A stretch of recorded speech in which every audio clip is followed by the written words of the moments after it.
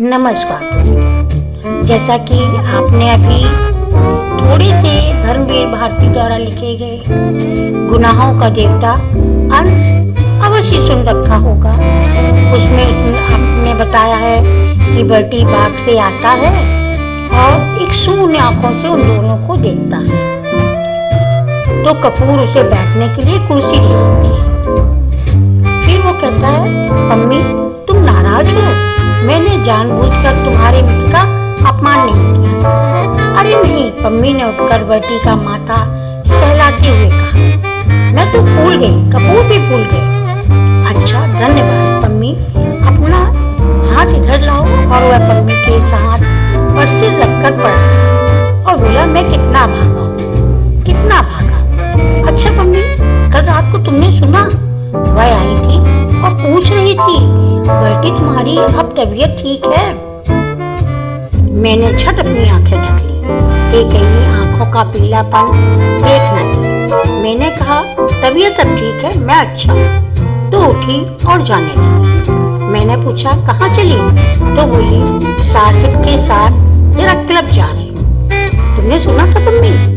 कपूर स्तंभ सा उन दोनों की ओर देख रहा था। पम्मी ने कपूर को आंख का इशारा करते हुए कहा, हाँ हमसे मिली थी वह, लेकिन बर्टी वह सार्थक के साथ नहीं गई थी। हाँ, तब बर्टी की आंखें चमक उठी और उसने उस उल्लास भरे स्वर में पूछा। वह बोली, बर्टी कि ये गुलाब सार्थक से ज्यादा प्यारे हैं? पम्मी बोली। अच्छा। मुस्कुराहट से बर्टी का चेहरा खिल उठा, उसकी पीली पीली आंखें और धस गई और दांत बाहर झलकने लगी। क्या कहा उसने? फिर से कहो।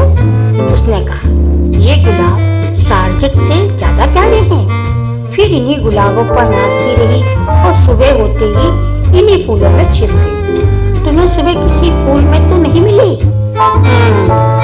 तुम्हें तो किसी फूल में नहीं मिली, बर्टी ने बच्चों के से भूले विश्वास के स्वरों में कपूर से पूछा। चंदन चौंक उठा। बर्टी और पम्मी की इन बातों पर उसका मन बेहद भर आया था। जब कोई ऐसी भावनात्मक बातें करता है तो आंखों में शुष्क आंसू आने लगते हैं। बर्टी की मुस्कुराहट पर उसकी नसें थरथरा उठी। नहीं, मैंने तो नहीं देखा था, चंदन ने कहा। बर्टी ने फिर मायूसी से सिर झुका लिया, आंखें बंद कर ली और कराहती हुई आवाज में बोली, जिस फूल में वह छिप गई थी उसी को किसी ने चुरा लिया होगा। फिर सहसा वह तनकर खड़ा हुआ और मुस्कुराते हुए बोला, जाने कौन ये फूल चुराता है। अगर मुझे एक बार मिल जाए तो मैं उसका खून ऐसे पी लूं। उसने हाथ की अंगुली काटते हुए कहा और उठकर लड़खड़ाता हुआ चला गया।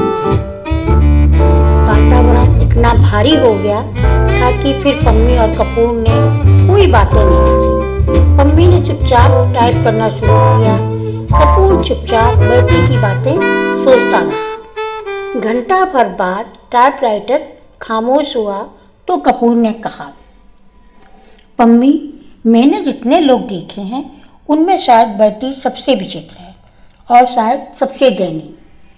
पम्मी खामोश थी, फिर उसी लापरवाही से अंगड़ाई लेते हुए बोली, मुझे बर्टी की बातों पर जरा भी दया नहीं आती। मैं उसको दिलासा देती हूँ क्योंकि वह मेरा भाई है और बच्चे की तरह नासमझ और लाचार है। कपूर चौंक गया। वह बर्टी की ओर आश्चर्य से चुपचाप देखता रहा, कुछ बोला नहीं। क्यों, तुम्हें ताज्जुब क्यों होता है? पम्मी ने कुछ मुस्कुराकर कहा। लेकिन मैं सच कहती हूँ। वह बहुत गंभीर हो गई। मुझे जरा तरस नहीं आता इस पागलपन पर। क्षण भर चुप रही, फिर जैसे बहुत ही तेजी से बोली, तुम जानते हो उसके फूल कौन चुराता है? मैं उसके फूल तोड़कर फेंक देती हूँ। मुझे शादी से नफरत है, शादी की होने वाली आपसी धोखेबाजी से नफरत है और उस धोखेबाजी के बाद इस झूठ मूठ की यादगार और बेईमानी के पागलपन से नफरत है। और ये गुलाब के फूल, ये क्यों मूल्यवान है? इसीलिए ना इनके साथ बर्टी की जिंदगी कि इतनी बड़ी ट्रेजेडी जुड़ी हुई है। अगर एक फूल के खूबसूरत होने के लिए आदमी की ज़िंदगी में इतनी बड़ी ट्रेजेडी आना ज़रूरी है तो लानत है उस फूल की खूबसूरती पर। मैं उससे नफ़रत करती हूँ, इसीलिए मैं किताबों से नफ़रत करती हूँ। एक कहानी लिखने के लिए कितनी कहानियों की ट्रेजेडी बर्दाश्त करनी होती है। पम्मी चुप हो गई, उसका चेहरा सुर्ख हो गया। थोड़ी देर बाद उसका तेज उतर गया। वह अपने आवेश पर खुद शर्मा गई। उठकर वह कपूर के पास गई और उसके कंधों पर हाथ रखकर बोली, बल्टी से मत कहना, अच्छा। कपूर ने सिर हिलाकर स्वीकृति दी। कागज समेटकर खड़ा हुआ। पम्मी ने उसके कंधे पर हाथ रखकर उसे अपनी ओर घुमाकर कहा, देखो, पिछली 4 साल से मैं अकेली थी, किसी दोस्त का इंतजार कर रही थी। तुम आए और दोस्त बन गए, तो अब अक्सर आना है। अच्छा, कपूर ने गंभीरता से कहा। हाँ, डॉक्टर शुक्ला ने मेरा अभिवादन कहना, कभी यहाँ ज़रूर आइए। आप कभी चलिए, वहाँ उनकी लड़की है, आप उससे मिलकर खुश होंगे। पम्मी उसके साथ फाटक तक पहुँचाने चली तो देखा बल्टी एक चमेली के झाड़ में टहनियों को हटा कर कुछ ढूंढ रहा